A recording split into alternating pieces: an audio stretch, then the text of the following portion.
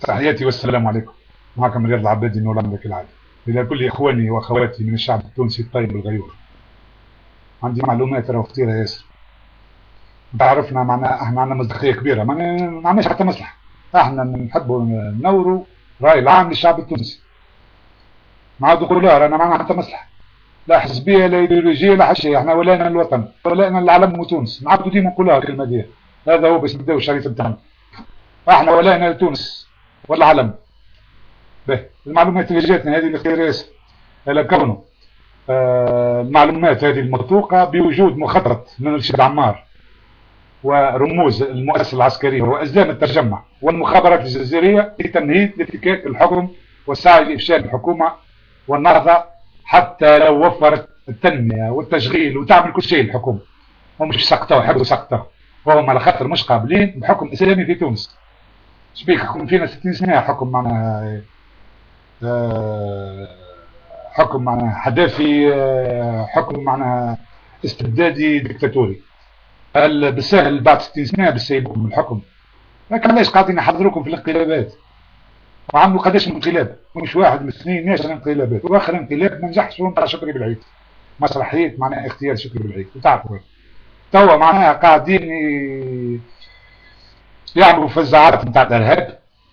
لكونه فما تنظيم قاعدة معنا في شمال افريقيا، وفما جماعات ارهابية، وسيناريو الجزائر يتم اعداد له خلف الكواليس. طبخة يتم الاعداد لها على نار هادئة خلف الكواليس. سيناريو محكم لتضخيم خطر الارهاب والصاق التهمة للاسلاميين، ولا يقولوا لتنظيم القاعدة في تونس. احنا ما عندناش تنظيم القاعدة، لا عنا حد شيء. هم بالعاني يحبوا اسمهم في مخاخنا كونه موجود تنظيم القاعدة، او بما يسمى التيار السلفي الجهادي، او بما يعرف بانصار الشريعة. هذا كله باش ما يسلوش هذوما الحكم. معناها بدأ فصول السيناريو، وسبقت قبل تحدث عنه وعملت شريط العام الماضي، واتضح يوما بعد يوم تزامن ظهور مكثف للاعلام والصحفيين المأجورين، وفي كل بلاتوات هم يمدروا في وجوههم الخبيثة، وجوههم معناها السوداء، ويكذبوا علينا معناها لكونوا معناها لقاو سلاح في قصرين، وقاو واحد وعصابات إجرامية واغتيالات، هذا كله معناها بروباغندا كما يعمل فيها قبل بورقيبة وبن علي لترهيب الشعب ولإركاع الشعب باش يقعد يحكم. هيك علاش حكم فينا بورقيبة 30 سنة وبن علي 23 سنة، وتو معناها باللغة اليابية الغنية اليابية يحبوا يحكموا فينا من جديد. هيك علاش معناها احنا لازمنا نقفلهم باش ما يترداوش المشروع الإسلامي الذي تمثله حركة النهضة. واني نثق في الحكومة وحركة النهضة لكونه يحبوا معناها يمشيوا بنا الى بر الامان، الى بر الامان. وعلاش عملت الشريط هذا؟ باش نحذر معناها الحكومة خاصة والشعب التونسي ايش قاعد يصير في الكواليس، على خاطر مش معقول السكوت على هذا العميل معناها رئيس العصابة العميل الخاين رشيد عمار. وتذكروا معناها قبل الثورة كان هو اليد اليمنى تاع بن علي في قتل أبنائنا عن طريق القناصة، ويدي ملطخة بالدماء. هل هذا السيد مش يعطينا الحرية والكرامة؟ هذا السيد مش مسيبكم، هو وراء الانقلابات الكل والأيام بيننا. يا حكومة، يا حكومة، يزيوا من الانبطاح، يزيوا من الجبن ويزيوا من الخوف. قص الراس ونشوف العروق، توقف رشيد عمار على الخدمة، تطريف الدنيا الكل، تطريف الدنيا الكل. لا عاد فما إرهاب، لا عاد فما سلاح يقهو، لا حد شيء. رشيد عمار هو اللي يعطي الكارت برونس لإعلام العار باش يخرجوا بلاتوات ويتأمروا عليكم ويسبوا فيكم، معناها يوحلوا في المشاكل الكل للتيار السلفي. وشفتوا انتم التيار السلفي والسلفيين ايش عملوا؟ ايش عملوا؟ هم حماوا الامن، حماوا الممتلكات، حماوا الشعب، حماوا المواطنين، حماوا املاك الدولة. وشكون خرب البلاد؟ وتعرفون شكون خرب البلاد وشكون حمى البلاد. نقطة ورجع للسطر.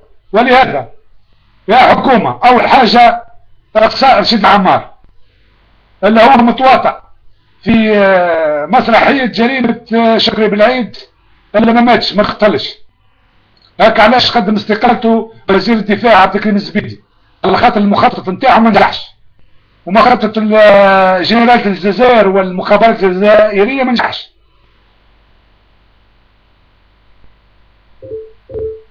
احنا ننبهوا فيكم وتعرفوا احنا كل عندنا مصداقية كبيرة، ما نشكي اعلام العار، ما نكذبوش، نقولوا الصراحة وما خافوش لو متلاقي.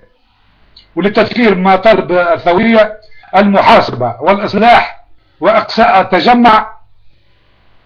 ما فماش ما تسترجل الحكومة هذه وتعمل قلب وتصح مسار الثوري. هذه هي معناها رسالة لكم، فيقوا يا حكومة، فيقوا يا توانسة، راهو المال يجي تحت ساقيكم. راهو عدو الأول للثورة التونسية هو جنرال شيد عمار المتواطئ مع المخابرات الجزائرية والجنرالات في الجزائر، باش مستعدين بيسيبوكم الحكم، مش يوصلوكم الانتخابات. راهو باش يعملوا عمليات ارهابيه وضرب وقتل وكل شيء ورساله التهمه في السلفيين. نعاود نحكيوها باش يفهم التونسي البسيط.